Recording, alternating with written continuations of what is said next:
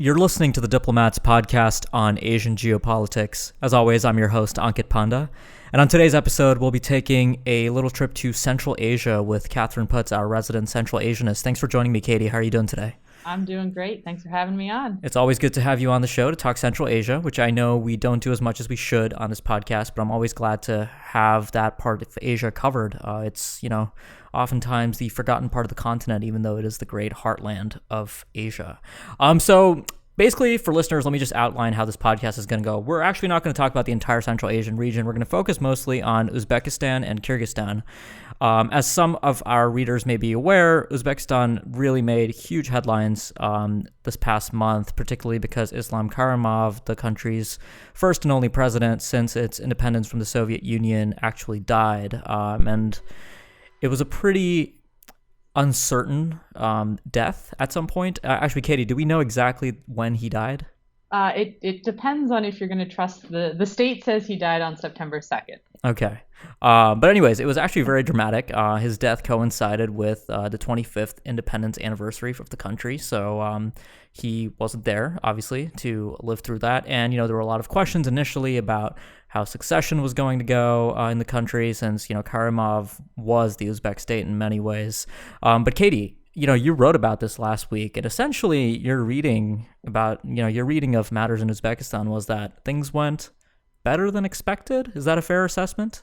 I think they went, yeah. I guess if the status quo is sort of good, I guess, in quotation marks, right? Then yes, things could have gone a lot worse. I think when you think about regime change anywhere else in the world where there's a sort of an established system, when one leader dies or the end of their term, there's a general process for how you pick the next guy. Right. Whether that's hereditary in monarchies or you have elections in democracies, there's a system, and so you don't think of the state as possibly fragile because the top leader dies. In Uzbekistan, it was a different case because it had never happened in Uzbekistan's 25 years of independence that the leadership changed. So it was sort of there was and it was an open question. Okay. So, a useful place to actually start with this would be, what exactly happened? Karimov died, and then what? Yeah. So around, I think it was like August 27th or 28th, the state actually put out an announcement that he had fallen ill, which was super shocking for all of the Central Asia watchers, because usually the state would deny these rumors. Karimov, over the last, I would say, 4 or 5 years, he would disappear for a couple weeks at a time, and there were rumors that he was either dead or he was sick. And the state always said, nope, he's in perfect health, everything's fine. So it was shocking that they admitted that he had fallen sick. And the general kind of consensus view on why they even admitted it was because the Uzbek independence anniversary was September 1st. And so they must have known that he was not well enough to make it to September 1st. Whether he was going to recover or not, yada, yada, yada, he wasn't going to be able to appear. And I think they made the judgment that it was less shocking to admit that he was sick and set everybody out for this transition than just wait until September 1st and then surprise he's not showing up and dancing and drinking like normal. So there was sort of this, week of, well, is he dead? I had a diplomat in Bishkek actually ask me, do you think he's dead yet? I was like, shouldn't you know this? But he was the Uzbek state in a lot of ways, but I always kind of categorize Uzbekistan as kind of a mafia state. So if the godfather died and you have all of the lieutenants who, they could either pick the new guy from the elite sort of cadre people right. in power already. And that's kind of what happened. It's similar in a way to the transition that Turkmenistan went through in 2007 when their first president died. Right. There's the established constitutional process. So I think it's the chairman of the Senate is supposed to become the interim president in Uzbekistan, and this also happened in Turkmenistan. Well, Turkmenistan, the guy was sidelined. In Uzbekistan, the chairman of the Senate, after one day, I think it was, said, I don't want to be interim president. You should make the guy who's prime minister, Shavkat Mirziyoyev. I'm going to have to practice saying that name for a long time because I'm really bad with names. Mirziyoyev. He's been the prime minister since 2003. He was a regional governor before that, essentially right-hand man of Karimov for a number of years. And so he was sort of held up as the next guy in charge. And shockingly, a couple days later, he was confirmed as the interim president. He's been nominated by the political party that always nominated Karimov to run in the election, which is going to be December 4th. So it's all of the pieces are being set up for Mirziyoyev to be the next president. Mm-hmm.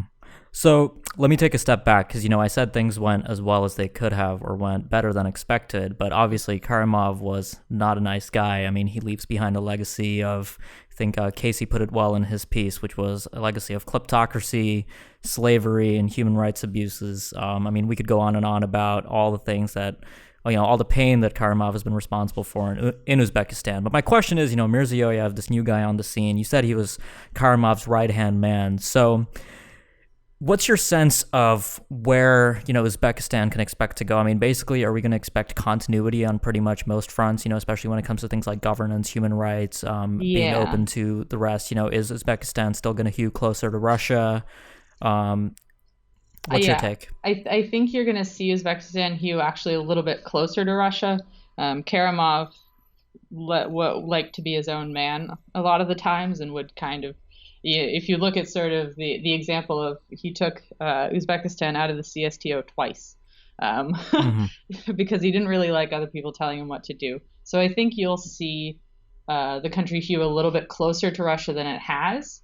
But by and large, from what I've been told by other analysts who follow Uzbekistan much more closely than I have, Mirziyoyev is very much in the vein of Karimov, if not worse.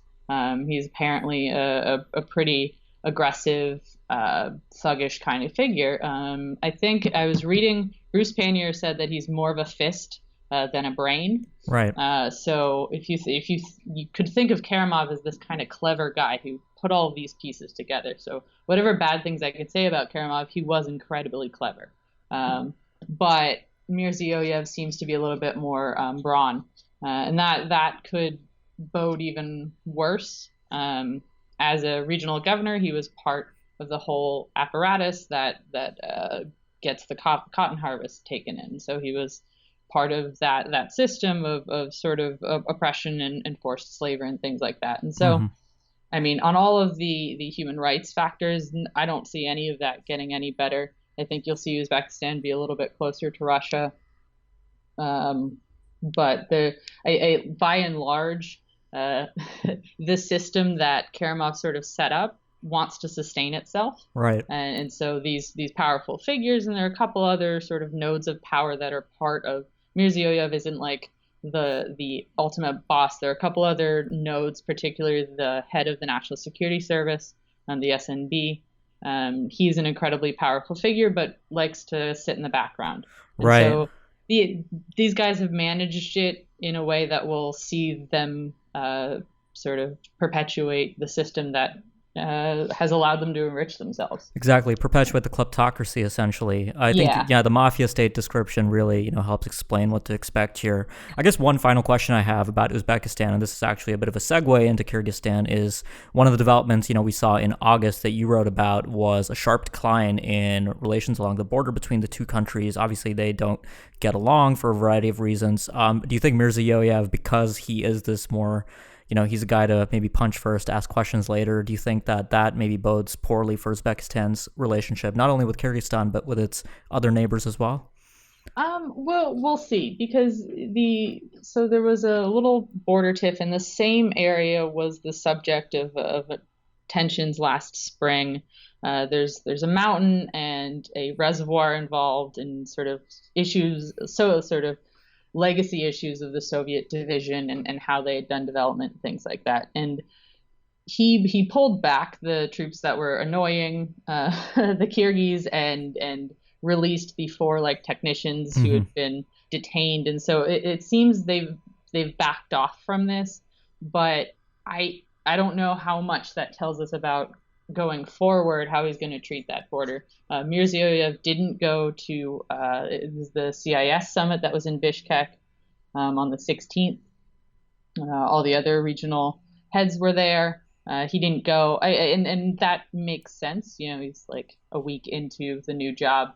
I guess not going to another country is reasonable in a way, but that can be interpreted pretty poorly. Mm-hmm. And I think that it was. And so Kyrgyzstan and Uzbekistan, I think, are going to continue to have these problems. They're sort of they're multifaceted. They're not just about borders. It's about ethnicity in some areas. It's about old legacy issues. Water is a huge irritant in this whole problem. So I don't see it getting any better. I don't think he's going to be a better negotiator with Kyrgyzstan in terms of finally settling some of these border issues. I don't see the diplomacy aspect getting any better, but he has the opportunity to. He is new in charge, so it's possible, right. But I'm not terribly hopeful that those issues will settle themselves. I also don't. For a while, I was thinking maybe he would. This is sort of my speculation. I was thinking maybe he would try to, make his mark by pushing the issue, but I don't really think that that's the most likely thing. Right. I mean, it sounds like, some of the, I'm going to use the example of North Korea just because it comes to mind as another mafia state where, especially with Kim Jong-un's accession, there was early on in his term, there was a lot of talk about power consolidation. From what I'm understanding from you in Uzbekistan, that really doesn't seem to be the play because most of these elites agree that, stability is the best course of action to keep their position secure. To an extent. There have been a couple of shuffles within the cabinet, some administrative shuffling, which is just a regional pastime, happens all the time for random reasons. And so there were a couple old faces that were brought back into the cabinet. Mirziyoyev dismissed the head of Jizka City, which was the region that he had been governor of, and then replaced him with the former head of Tashkent City, who had been fired by Karimov, probably for corruption. So there's sort of you get the sense that he's kind of bringing back in people that he liked in those positions and pushing a couple people away. But the major figures have mostly stayed, particularly the finance minister is still the finance minister, and his portfolio was actually expanded. He was given more responsibilities. Right. So and that had the feeling of kind of a deal, like we'll give you a little bit more control over these things. I get to be the top head. The security guy gets to stay in his gray cardinal position, and everybody continues as normal. So there's sort of small changes, but this was the consolidated elite. So I don't know how much further you could go with it. Exactly. Yeah, actually, what you just described, sounded more like the Chinese power plays with the multiple cliques of leadership. Yeah. So that's also interesting. All right, Katie. Go ahead. And the last thing I just want to say on that is, and there are some clan dynamics in Uzbekistan also, particularly Samarkand and Tashkent, and so some of these guys are from different clans. So there's sort of this balance that they've achieved between different levels and different kinds of power nodes. So it's the mafia state description is the best for how those different levels interact with each other and how they're set up. All right. Yeah, great. Well, thanks a lot for that very helpful rundown of the situation in Uzbekistan after Karimov's transition. All right, so let's talk about Kyrgyzstan, which is where you were for how many days? I think it was 17 total. Okay, that's a good amount of time. Travel days on the end. Right. Took forever. Not an easy place to get to. But Katie, let's talk a bit about this country. I mean, so we talked a bit about Kyrgyzstan's relations with Uzbekistan, but obviously, Kyrgyzstan is an entity all unto itself. So, the highlight of your visit, it seems to have been the World Nomad Games. And here actually might be a good place for you to plug the upcoming issue of the magazine, which you work very closely on. But tell us a bit about the World Nomad Games. So in 2014, and I'm not entirely certain how the idea got started. Part of it was, I think, from the Turkic Council, but Kyrgyzstan decided to host this event called the World Nomad Games. A bunch of the best way to describe it to Westerners has been to say, do you know what the Scottish Highland Games are? It's kind of like that, but for nomadic peoples. And then you combine that with this big festival which has the flavor of a Renaissance festival just with nomads. And everything's better with nomads. So it was tremendous amount of fun. I certainly could get into the politics and the money, and there's the way that people criticize the Olympics, you can criticize the World Nomad Games, but it's a massive sporting event. And some of the sports are a little bit more serious than others. The wrestling sports are a little bit more serious because they're part of more global competitions. And then some of the games like Koparu, which is what Kyrgyz call what the Afghans call buzkashi. And it's got another name in Kazakhstan, but all three of those consider it their national sport. So that is a really exciting game. So there were horse games, there were hunting games. Cool. Can you give us a sense of scale of the whole event? I mean, so how many, I guess maybe let's start with how many sports, how many people come to spectate, and, security you talked about was a big presence. So talk a bit about that as well. Yeah. So there were, I believe this year, there were 23 sports. I think the original had half that number. There were 23 sports. The Hippodrome, which is where the horse events were held, is brand new. They had finished it, from what I've been told, literally days before the game started. That seated 10,000. We started counting sections just to see if that seemed, we meaning the press group that I was with, we're counting seats to see if we could see whether it was actually 10,000. It seemed like it was actually 10,000 seats, and for the opening, it was full. And it was full for the Koparu final between Kyrgyzstan and Kazakhstan. So there were about 10,000 people at that stadium. The cultural events were up in a mountain pass called Jailo, called Kirchin Gorge, and so that I think they had over 200 yurts were set up. Each of the regions of Kyrgyzstan had a little yurt village, and they were putting on performances and had food, and it was just a big field festival. And so it was a pretty big scale. Most of the attendees were Kyrgyz. I would say there was a good number of Kazakhs and Russians around also. I think they said there were over 50 countries participating, and you could tell a difference between which countries were participating with a little bit more serious intent and which ones might have been backpackers press ganged into representing their country. Right. So the French team looked like 4 backpackers, but the Kazakh team all had matching jackets. Right. And the Hungarians showed up in traditional dress, and sort of the German team, which looked like 3 backpackers, but they were wearing lederhosen. Okay. So there was a great variety of things, but there was a lot of people there. Okay.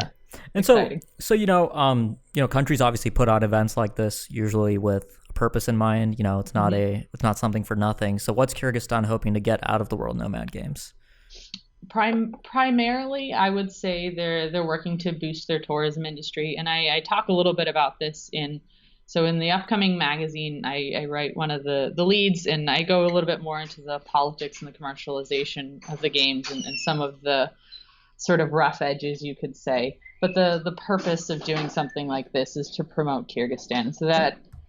But what they would say is that this is to promote nomadic culture, and there is an element to that. It is to promote nomadic culture and that region of the world. But it at the end you get a sense that it's very Kyrgyz, and that all of the hunting game winners were all Kyrgyz, because there's not a lot of other people who are hunting with eagles still.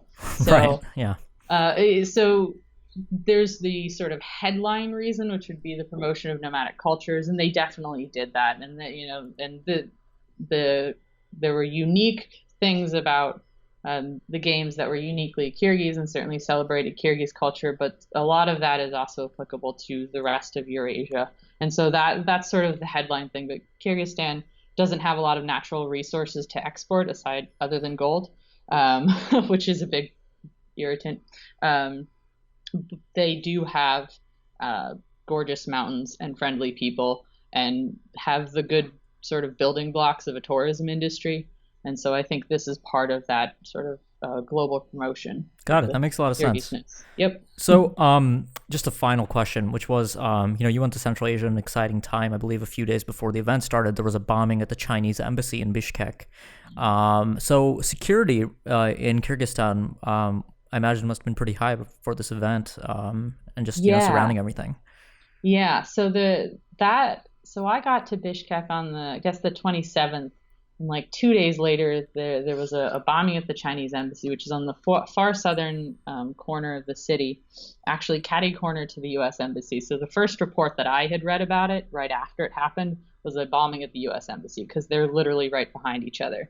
But what had happened was a guy drove a van through one of the gates and detonated a bomb. An incredibly inept suicide bombing, because the only person that died was the bomber himself. It did a bunch of damage to the Chinese embassy, injured three workers, Kyrgyz workers at the embassy. But on the scale of sort of terrorist acts, very inept. The Kyrgyz and the Chinese say that this was a Uyghur terrorist. And there was something about they had a Tajik passport on them. So there's sort of a lot of questions, but not a lot of answers on specifically who this was and exactly why they were bombing the Chinese embassy. But it was like 2 days before Kyrgyzstan's Independence Day celebration. So the city was already crawling with security. And then Independence Day was a lot of police. Had to turn on my camera to show that it worked and wasn't a bomb to get into the square. But so that, and I think they were already planning on having a lot of security at the Nomad Games, but that further pushed the numbers. The numbers that I got from what the Kyrgyz sent us, like a press release saying all the details or whatever, and they said it was like 7,700 police and military and internal security there, and I believe those numbers, and so that's 7,700 for a sports venue that seats 10,000. Mm-hmm. So it was, getting into the stadium was interesting. They had sort of police with their funny round hats stationed like every 5 feet. Had to go all the way down to one end to get in, and then the press entrance was on the exact opposite end. And so it was sort of a bit of a runaround to get in, but there was a lot of security. But you got the sense that it looked like a lot of security, but they didn't all know what was going on. So I don't know how effective sort of saturation with a bunch of cops who don't all know what the plan is. But it was interesting, and nothing bad happened at the games. I didn't see any incidents. It was just kind of irritating. If you went in one gate, they would search your bag very thoroughly. If you went in a different gate, they wouldn't care at all. So it was sort of a little, luck of the draw. Yeah. With your former. Sounds honestly a bit like the TSA here in the United States. Yeah, that's about it. Well, I mean, that's actually, it's a security theater. I mean, if you're putting on a big international event, you want to make everyone feel safe, so you go overboard on pulling in the pulling security theater is probably the right word for that. But they were concerned, though. I think their concerns were a little bit. Nobody wanted to attack the World Nomad Games, right? But. Yeah, it was definitely interesting. One last thing about the bombing in Bishkek is that kind of thing doesn't happen very often in Bishkek, right? Or in Kyrgyzstan, and frankly, in most of Central Asia. There's sort of this overarching narrative that there's lots of terrorists running around and it's very dangerous, and then doesn't really match up with reality. There have been a few incidents, but it's sometimes hard to tell whether they're criminal instances or terrorists. And there's not a lot of transparency in the investigation, so you never really figure these things out. Mm-hmm. In the case of this, obviously, it was some kind of terrorist incident. Exactly what their motivation was is still you can go with the most likely, which is what they're going with, but. Yeah, no, that's an important corrective, especially when you read, a lot of generalist analysis of phenomena like the Islamic State, and you'll hear, all sorts of paranoia about Central Asia turning into this hotbed for Islamic Jihad, and obviously you ask Central Asians, they'll tell you that is absolutely not the case. Yeah, it's not that those elements don't exist. It's just that they get talked about to such a degree that they seem much larger than they are in reality. Right. So it's a very annoying, careful line to walk to say, yes, there are there are people who have joined ISIS from Central Asia, and there are people who certainly have ill intent within these countries. But you can say that of nearly every country in the world, so it's sort of not a helpful thing to say. But it is, a little bit more clickbaity to say it's the next hotbed of, it's the second front. Yeah, and maybe it doesn't help that all the countries end with stan, because Afghanistan and Pakistan are probably the two best known Asian stans, and they rightfully do have their problems with terrorism. So I think a lot of that gets lumped onto the Central Asian states without much justification. Yeah, I mean, a lot of people, you say something that ends in stan, and they might know which section of the world just because of Afghanistan and Pakistan, but they don't really know much beyond that. Right. Well, hopefully, some of our listeners we'll try to this help. podcast. Yeah, exactly. At the Diplomat, at least, our Central Asia coverage is really expanded. So hopefully we keep on pushing the envelope there. Well, Katie, thanks a lot for joining me today. Thank you so much for having me. Yeah, absolute pleasure. And just final note for listeners, don't forget to subscribe and do rate and review us on iTunes. That really helps the podcast. And as usual, if you want to hear something on the show that you haven't heard yet, feel free to ping me on Twitter or via email, and I'll be happy to add it to the schedule going forward. Thanks for listening.